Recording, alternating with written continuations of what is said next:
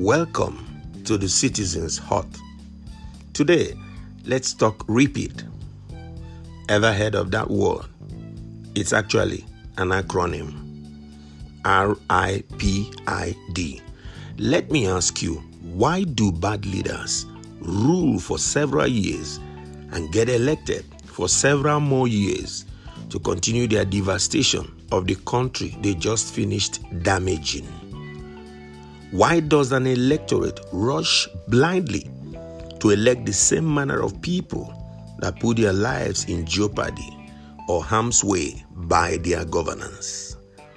Why do people prefer to elect a bad and incompetent leader or somebody like him instead of going for a good and competent leader that could change the trajectory of their country's life?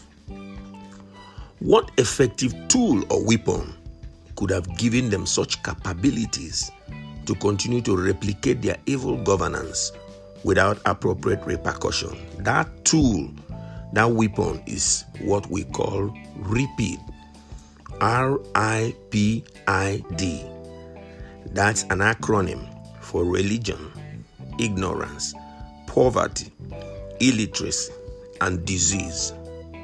And when I am through, please dispassionately look back at yourself and your environment and thoroughly decipher whether this tool or this weapon has been weaponized in you or weaponized in your environment. We had previously discussed about the classifications the Greek made of the people that make up countries.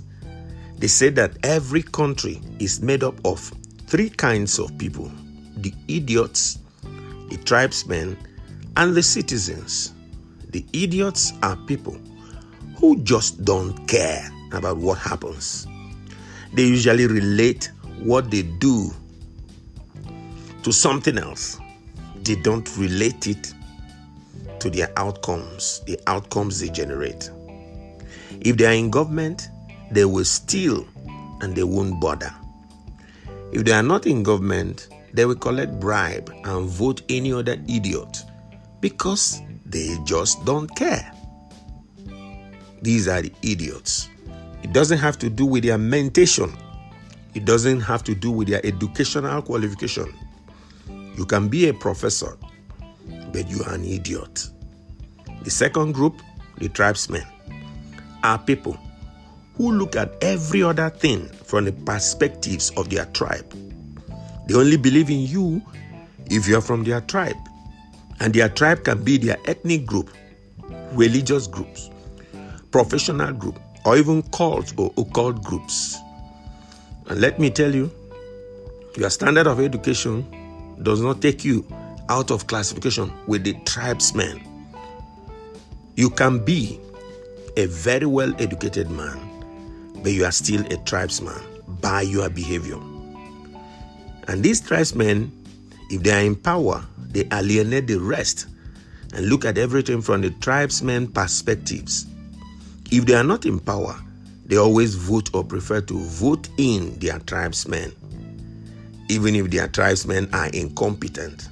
For to them, they believe that this thief is our thief, and so will be better than other thieves. I'm quoting Professor Lumumba. The last group of people are citizens. These are people that want to do things in the right way. They respect the law. They respect traffic rules. They won't cheat. If they are in government, they won't steal despite how tough things are. If they are not in government, they will vote for the right, competent persons. Sadly, studies show, and listen to this, that only 10% of Africans are citizens. The remaining 90% are either idiots or tribesmen.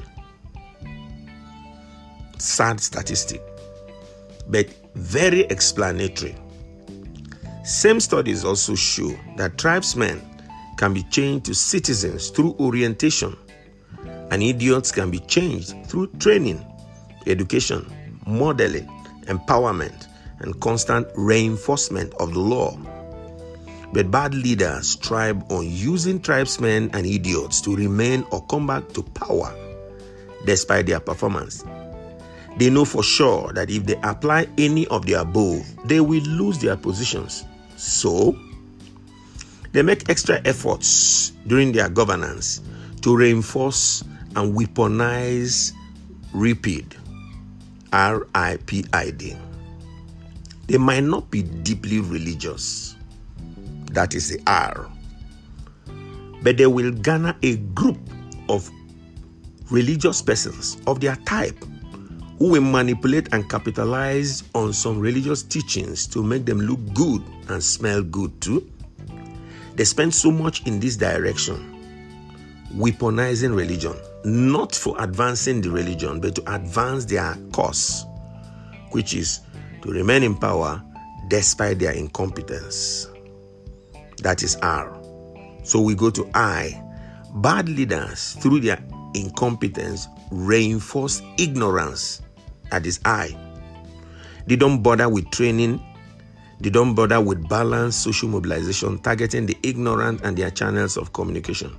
The reason is that knowledge is power, and they want to retain the power themselves. So it pays them nothing. It's a disadvantage to them to remove ignorance from the people they lead. Let's go to P. Bad leaders escalate poverty through the periods of bad governance. They spoil the economy and ensure that only few people have the available riches. As a result, most of the people are poor and under his or her command. That means they have weaponized poverty.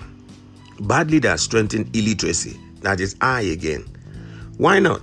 Illiterate masses do not know their right from their left, and so they can easily manipulate them and make them go left instead of going right. Bad leaders reinforce diseases. That is DD.